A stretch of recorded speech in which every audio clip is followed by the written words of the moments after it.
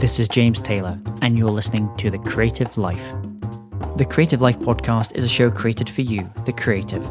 If you're looking for inspiration, motivation, and advice while at home, at work, or on your daily commute, then this show is for you.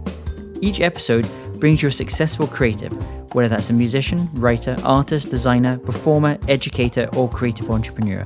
They share their journey, their successes, their failures, their creative process, their insights, and much, much more. In this episode, I speak with Paul Sloane, the king of lateral thinking puzzles. We discuss impediments to innovation, divergent thinking v. convergent thinking, inspirational innovative leadership, and Edward de Bono's 6 thinking hats. Enjoy this episode. Hey, it's James Taylor, and I'm delighted today to have Paul Sloane. Paul is an author, public speaker, and facilitator on innovation, lateral thinking, and leadership. He is the author of 20 books on creative problem solving and has been described as the king of lateral thinking puzzles. His latest book, Lateral Thinking Puzzles, range from relatively easy to fiendishly hard conundrums that require mental agility. Paul's company, Destination Innovation, helps organizations make innovation happen, and he has some incredible corporate clients. He also loves social media and today has over 30,000 followers on his Twitter account. Welcome to the show, Paul. Thank you, James. So, first of all, what's been happening in your world? Share what's going on in your world just now in your current projects. Well, last week I was in South Africa working with the South African Bank, looking at ways in which they could improve creativity and innovation and prepare for the future. Banking is one of the many industries which is threatened by all sorts of startup companies and new technologies and new ways of working. So they want to prepare themselves for the future and become more agile, more entrepreneurial, or more innovative. And that's the sort of thing I help them with. I'm not an expert on banking, but I'd like to think I am an expert on thinking. So you teach innovation and creative problem solving as a skill that can be acquired, rather than something that someone's born with in a business context. And talk to with clients like that, and you have some incredible clients that you've worked with. How do they first kind of learn about the kind of work that you do and the specialism that you have? And much of the time when you're kind of going and working with those organizations, what form does that usually take? Well, they find about me in all sorts of ways, mainly through the internet. If you search for speaker on lateral thinking, then I'm all over Google and YouTube. So they find me there, or somebody's heard me at a conference, or they've been at one of my workshops before. And typically they'll ask me in to give a talk at a conference to their leadership team, or to run a workshop, a masterclass where we will look at what's impeding innovation inside their business, and I give them tools and techniques for problem analysis, idea generation, and idea evaluation. And then we talk about innovative best practices in other companies and ways in which they can generate more ideas and implement more ideas. And how did you first go about learning your skills and your craft as someone that teaches and that trains people on this area? Well, my background, I studied engineering at university. I was with IBM for 11 years in sales and marketing. I was a marketing director, a managing director, a CEO. And along the way, I wrote a book of lateral thinking puzzles, which are all strange situations which you answer with yes-no questions. And it's a game that you play. It's very good with your kids on a long car journey. And I was very interested in how you use the same techniques that you use to solve those puzzles in business. Could the methods and the problems that they represent in terms of being stuck in a one way of thinking, being stuck with assumptions, could they apply in business? And of course they do. So I started to develop talks and workshop materials on that, and it proved to be very popular. So about 12 years ago, I started my own business just focused in this area, and now I go all over the world doing this. So if someone hasn't heard of that term lateral thinking, or they may have heard people like Edward de Bono write about it or talk about it, but describe what actually is lateral thinking. Well, it is a phrase coined by Edward de Bono, in contrast to conventional thinking or vertical thinking, where we build block on block on block in a routine fashion. And lateral means from the side, and it means approaching the problem from an entirely different direction. And there are all sorts of techniques you can use, and I teach on my workshops to displace people out of their normal approach and to approach the problem from a fresh direction. And one example I gave on my TEDx talk, I did it live in the TEDx talk, was the random word, where you take a word at random from the dictionary and you list some associations of the word, and then you try to force an idea based on the word or its associations and the challenge. And people don't believe it works until they try it. And when they try it, they find it's quite remarkable in terms of generating creative ideas. I know artists like David Bowie used to use that technique a lot as well, where they would just take, I think you would cut out words from newspapers and magazines, and that would be a stimulus to something. And I believe latterly, actually, he developed a computer program that would just generate some of these words. And then there are apps on the internet that you can find which will generate random words for you. And if you're writing the lyrics for a song or you want inspiration, then a random word can often do it. So what do you find is when you're dealing with these companies, what are some of the main impediments that they have to innovation and to developing new and kind of fresh ways of working? Well, there are many impediments, but the main one is they're so busy on the day job. And the day job is something which involves getting things done, making the current process work really well, looking after customers, fixing problems, just shipping the current products, and making things happen. And that's all inimical to innovation, which involves sitting back and thinking about entirely new ways to do things. So business as usual is a big enemy of innovation. Success is an enemy of innovation. The more successful you are, the less incentive there is to change and try new things. Bureaucracy is an enemy of innovation. Complacency is an enemy of innovation. And fear of failure and fear of change is an enemy of innovation. So when you talk to these organizations, are you primarily training them from the individual standpoint, so teaching them individual techniques that they can use, or are you also teaching them about things they can use in terms of team ideation and It's mainly team ideation. So I'm a great believer that a really effective brainstorm with a good diverse group of people will generate a lot of ideas quickly. I know individuals come up with ideas, and that's fine too. And a lot of the techniques you can use as an individual, but they really work very well in teams. And then if a team owns the idea and you get a small team together to implement it, you've got a better chance than one person trying to do it. So any kind of quick tips when it comes to those kind of initial team kind of brainstorming meetings where they're working primarily on ideation, trying to come up with potential solutions to a problem? When you go and working with those companies, are there any kind of top tips you give those? Oh, there's lots of top tips on those, but I would say get an external facilitator if you can. If the manager runs the meeting, it tends to descend into a normal meeting. Very difficult for the manager to change his or her persona and become an effective facilitator.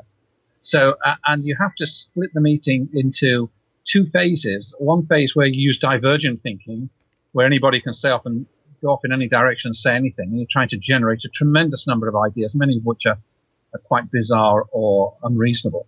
And then the second part of the meeting, convergent thinking, where you try to select the best ideas using some agreed criteria. And there's a discipline to doing this, and it works really well if you run the discipline. But the tendency is for it to descend into a normal meeting, and someone comes up with a suggestion, and people immediately start reviewing and discussing and assessing or criticizing that suggestion. And that just doesn't work as a brainstorm. And then you speak and you train all over the world with different companies. Do you notice any cultural differences when it comes to some of those ideation stages? So when you think about maybe when you're working in North America or Europe, are there differences from when you're working in Asia or South Africa?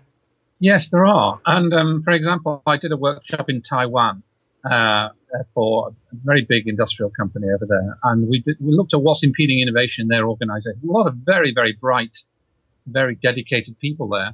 And one of the issues which came up was deference to authority. They would not challenge the policies or views of the bosses because they were too respectful. And that was a major issue for them culturally. I think it's similar in Japan. And it's not an issue we have in Europe or America. And the fact that we've got bolshy people who complain actually is an asset. And what I think you need is loyal rebels. People who will are prepared to criticize and object to the way things are being run because they want to see it done better, because they believe in the organization. And you need to foster that sort of attitude. And that's easy to do with the right facilitation in the UK, but still difficult in Asia. It's funny, that reminds me a little bit. I was speaking to someone the other day, and he was talking about aircraft safety. And he said that there was a series of crashes a number of years ago. I think one of them actually happened in the UK at Stansted Airport with a South Korean airline. And when they looked at the black box recordings of these, and it happened a number of times with that particular airline, one of the issues that was coming out from it was the co-pilot was identifying problems that things that were not should be happening weren't happening, but he was too deferential to the captain. Yes. In a position, and as a result, and you would hear, and it was quite sad looking at the transcripts, because you would hear things like the co-pilot say things like, that mountain is getting very close now. It was like, so things, whereas if you were as maybe in other parts of the world, and they actually had to go through a whole process, and credit due to the airline, they actually went through a whole process of completely retraining all their pilots to get them to think maybe slightly more, be slightly less differential as well. Yes.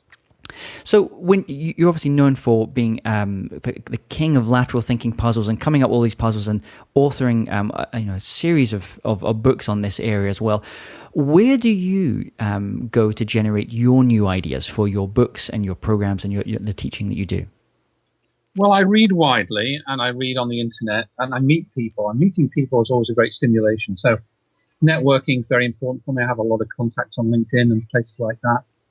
But I also run for the puzzles, I run a forum, lateralpuzzles.com, where anyone can set a puzzle and other people will solve it interactively. And a lot of the best new ideas come from there. And what I say to people is, to the bank last week, many of the best ideas in banking are outside your bank, and you've got to look outside for ideas all the time. That the future's already there; it's just poorly distributed, and you've got to find people who are doing things that you can pinch and bring in. And similarly, as a leader, you don't have to come up with great ideas. You need to have a really great team who are empowered and trusted, and they'll come up with the ideas for you. And you have a book on that area called the Innovative Leader. So, the Innovative Leader, yeah. So to describe a little bit more, what is an innovative leader? How does that differ from other types of maybe leadership styles or other ways that leadership is thought about? Yes, in the masterclasses, we often talk about who have you ever worked for who's inspired you and empowered you and trusted you, and who have you ever worked for who has just told you exactly what to do. And we contrast those two leadership styles, and I call one the inspirational leader and one the command and control leader. And the inspirational, the innovative leader typically listens a lot more. They're very approachable. You can always approach them. They're curious, and when you go to them with a problem, they won't tell you what to do. They'll ask you a bunch of challenging questions. Why are we doing this at all? What other ways have you thought of? And they will empower their best people and trust them to try things. And they're comfortable with a degree of failure. They're comfortable with risk. They're not political animals. They are visionaries. They're looking to the future, and they're not too concerned about delivering this quarter exactly right. They're concerned about preparing for a better future. And they're going to do that by empowering a great team of people. And the contrast with that is the command and control leader who's focused on delivering this quarter's results. He's smart. He or she knows what they've got to achieve. So they tell people exactly what to do. Do it my way, get it done, get on with it, that kind of style. And of course, they are useful because they do deliver. They do get things done.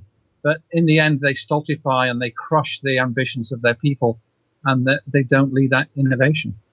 And those two different types of leaders that you speak about there, are they each of them useful at different points in the development of a company? Exactly right, yes. So it's not a question of one's a saint and the other's a sinner. There are times when you have to be command and control. If you've got an inexperienced team or an underperforming team or the project's going off the rails, you have to step in and take control and do things. But there are you can micromanage a small team, but you can't micromanage 50 people. You can't micromanage 100 people or 1,000 people. So you've got to let go, and you've got to become more visionary the further up the chain of command you go. So what led to that move between going from IBM, you're very successful in your role at IBM, to kind of going out on your own and working as an author, public speaker, and facilitator, and that experience of IBM, how does that lend itself to the work you do today? Yes, I started in the corporate world, working for a very large corporate. I went through sales training and management training with them, and I really enjoyed that. And I learned a tremendous amount working for great managers and some not so great managers, many really good ones. And then I became marketing director and managing director of Ashton Tate, a database company. And then I ran the international operations for a US software company. Then I was CEO of a software startup, which ultimately failed. So I went from larger companies to progressively smaller companies, and in the end ended up working for myself. But that journey was very rewarding, and I wouldn't be able to speak with the authority that I can now if it hadn't been for those early experiences. So a lot of what I share, the insights that I'm able to give people, are because of those experiences and the people I worked with and for. So it's been a very rewarding journey as far as I'm concerned. And can you tell us about a time on that journey where maybe you worked on a project, you gave it your heart and your soul, you gave everything to it, but for whatever reason it just didn't work out like you'd hoped? And more importantly, what were the lessons that you took away from that experience? There's lots of those, and of course the failures are the ones that hurt, and yet failure is a very good teacher and success is a very poor teacher. So when you succeed, you think you're doing everything right when you may be getting half of it wrong, and it may be just down to luck. Whereas failure makes you think very hard about what went wrong. So when I went through IBM management training, then I was headhunted away to Ashton Tate, which was a small, successful, pretty chaotic company, and I was running the marketing department. And I brought a lot of IBM disciplines to there. And then one day the managing director took me on one side and he said, "Paul," he said, "you're too hard on your staff." I said, "What do you mean?" He said, "Well, you tell them what to do all the time." And I said, "Well, isn't that my job?" And he said, "No, it's not." And it was like a road to Damascus revelation for me at that point that I was being too directive. And I'd like to think that after that I became a little more mellow and more empowering and more trusting of people. But it took somebody to tell me that I was being too command and control for me to really get the message. And that's I love that quote. We'll put it up as a quotable. Failure is a good teacher. Success is a poor teacher. I love that quote. Mm-hmm. And when you were at IBM, what were the things that you took away from that time at IBM in terms of how to manage innovation specifically? Well, how to manage innovation was not part of the brief at that time, but that's grown more and more as I've worked in other companies. But the key thing with innovation is to have a clear destination, to know where you're headed. And what the leader has to do is say, we're here today and we've done really well, but where I want us to be in 3 years' time, 4 years' time, somewhere quite different. We're going to be in different markets with different customers. We're going to be doing more with less. We're going to be, and they have to describe where they're headed. And then what they say to their team is, we're not going to get there by just spending more or working harder. We're going to get there by working smarter, by finding new ways to do things. And I need your help. Your role is critical in making this journey. So the role of the innovative leader is to paint the destination, but to empower the team to find a way to get there. So in this creative journey that you've had, can you tell us about a time when you had some kind of insight or light bulb moment in your life, a time when you just made either a new distinction or you said, "Oh, okay, this is a new direction that you needed to go with your work and your writing"?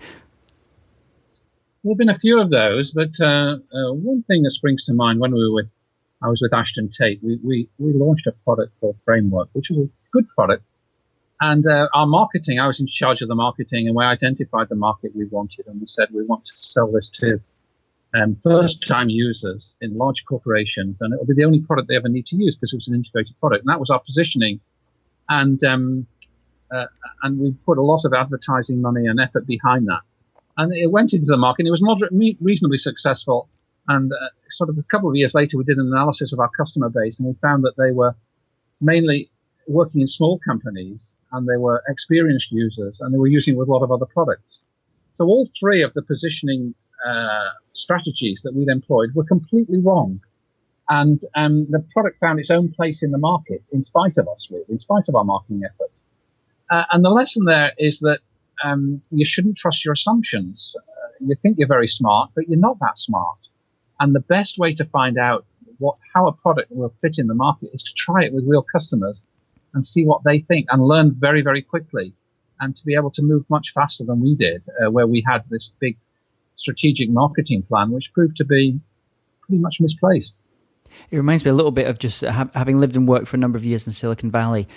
moving away from those kind of waterfall management type projects where we're thinking, multi-year, very big kind of projects, to a more lean startup, minimum viable product, test things, test assumptions, and then iterate all the time.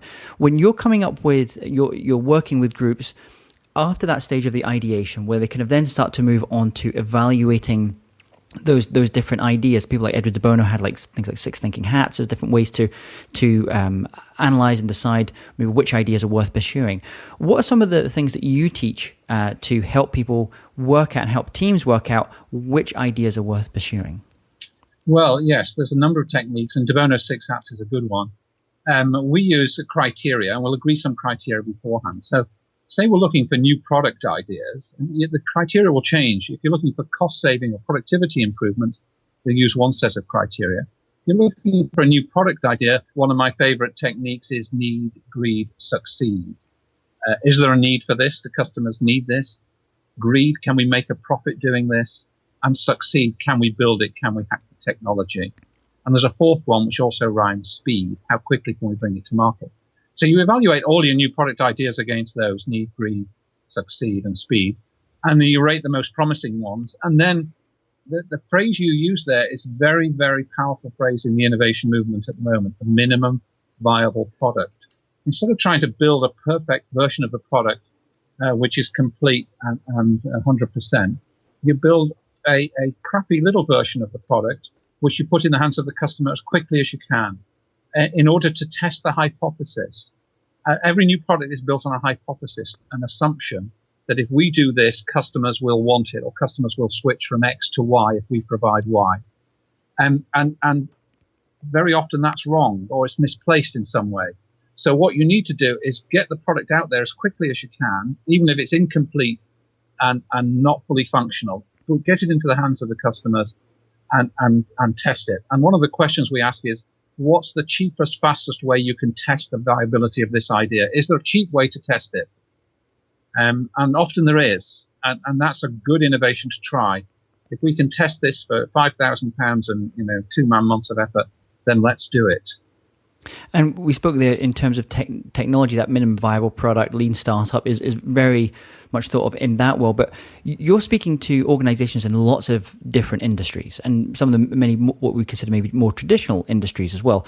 Which industries are you finding just now have a real appetite for innovation, really innovative thinking, and just changing so it's not business as usual? Well, I'd say most industries, but the companies that call me in typically are not laggards. They're not doing really poorly. They're doing moderately well, but they want to do better. They're frustrated. They can't get as many innovations out there as they'd like to. And they've got very bright people, but something's stopping them. So I work with a lot of pharmaceutical companies who have this problem, finance companies, software companies, companies in the creative industries even. In digital marketing or PR. So I'm working with those kinds of companies, and they're easy to work with because they've got lots of bright people and they want to do better. So I can help them, and I can give them tips and techniques and ideas from other companies that they can use. So now you obviously pass on your knowledge and your experience to, you mentioned a lot of these kind of young, bright people that are coming into businesses and want to really strive to build innovative businesses as well. But what's some of the best advice that you've ever received about living a creative life and really kind of getting the most from your creative potential?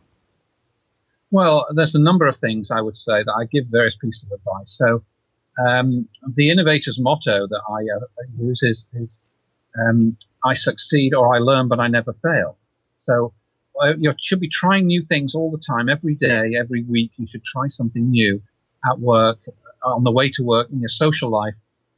If you always go to the bridge club, go to the jazz club. Try something different. And every time you try something new, if it doesn't work, it's a learning experience, and you put that down to experience and you move on. I'll share with you the best piece of leadership advice I ever got, and it's one I share on my masterclasses, and people pay a lot of money to hear this, so this is really good value. And it's this: only do what only you can do. As a leader, you should focus on the things that only you, because of your authority and your position, can do, and you should delegate everything else as far as you possibly can to other people. You should be focused on the strategic, the long-term, the people issues, the things that only you can do. And that applies to leaders everywhere. That's a great quote, and definitely a tweetable there. Only do what only you can do. Do you have any online resources or tools or apps like Evernote that you absolutely love and you find help you live a more creative life? I do use Evernote occasionally. I'm not a great user of it. I use email a lot. I use Social Oomph to schedule tweets, those kinds of tools. I'm into Twitter and I'm into Facebook in quite a big way. And then you mentioned LinkedIn as well. Is that a big driver for you? Obviously, we think of the business community using LinkedIn often a lot more than things like Facebook. Yes. So LinkedIn is critical. I have over 3,000 connections on LinkedIn. I have my own LinkedIn group, Lateral Thinking in Business, which I run. So I'm very active on LinkedIn. I post blogs on LinkedIn. And when I go somewhere new, I was in Aberdeen a few weeks ago, and I was speaking at the university there. And I was going up the day before. So I'd go onto LinkedIn and I'd say, who do I know, a first or second connection that's within 25 miles of where I'm going? And you search on LinkedIn, you find these people, you connect with them, and you say, do you want to meet for a coffee? Do you want to talk? Because I'm in Aberdeen. And you meet some interesting people, and I got some business out of it. So I use LinkedIn proactively to reach out to people. Awesome. Now, if you could recommend just one book and one record, one album to our listeners, what would they be? The book I would recommend is How to Win Friends and Influence People by Dale Carnegie, which is a real ancient classic, but it's full of profound and simple advice, like use people's names whenever you talk to them and things, all sorts of things like that. And it's the daddy of all the positive thinking books, I would say. And then the one record I would say would have to be Jimi Hendrix' Purple Haze. Great. And I just noticed the other day that if anyone's visiting London soon, they've just opened up Jimi Hendrix's apartment that used to live in London, and you can now visit. I think it's now a protected building. You can actually go and visit and see what it's like as well. And I love the How to Win Friends and Influence People. I was just reading Charlie Munger, who's Warren Buffett's business partner. Just finished reading his book, and something he said whenever anyone starts working either as a manager for Warren Buffett, they said he would Carnegie. I think it was he would Carnegize them. I don't know what the best way, but basically he would that was his leadership. That was very much in the way of Carnegie as well. So let's imagine if you woke up tomorrow morning and had to start from scratch. So you have the tools of your trade and the knowledge that you've acquired over these years in innovation and lateral thinking and creativity, but you have no contacts. No one knows who you are. How would you restart? That's a good question, because typically you start from your LinkedIn base, your connections. It depends where I was starting from. I speak a lot in schools and with young people. And what I say to them is, if I was starting again, I would do computer science at university, and I would start my own business in my 20s. And if it failed, I would start another business until I got one that succeeded. And I think people can start their own businesses much more easily and at a much younger age now than they used to be the case with the internet. So that's what I would recommend to somebody starting out. To definitely think about whatever you're doing. Is it going to help me at some stage start my own business? Because that's a way to fulfillment and to riches. But if I was starting out again, I would definitely marry the woman I married, because I think that was the smartest thing I ever did. And I would just start doing a job that I found and enjoyed, and try to be the best at it that I could, and then grow from there. Well, Paul, thank you so much for coming on the show and sharing all these pearls of wisdom with us today. What is the best way for people to connect with you, learn more about the different work you're involved in? Well, if you search for Paul Sloane, Sloane with an E, on Twitter or on Wikipedia or on Google, you'll find me. And my website is destinationinnovation.com. Well, Paul, thanks once again so much for coming on the show. I wish you all the best in your business in the future. Thanks very much, James. Hey, James Taylor here again. And if you're interested in living a more creative life, then I'd love to invite you to join me as I share some of the most successful strategies and techniques that high-performing creatives use. I put them all together in a free downloadable ebook that you can get by going to jamestaylor.me. That's jamestaylor.me to get your free downloadable ebook on creativity.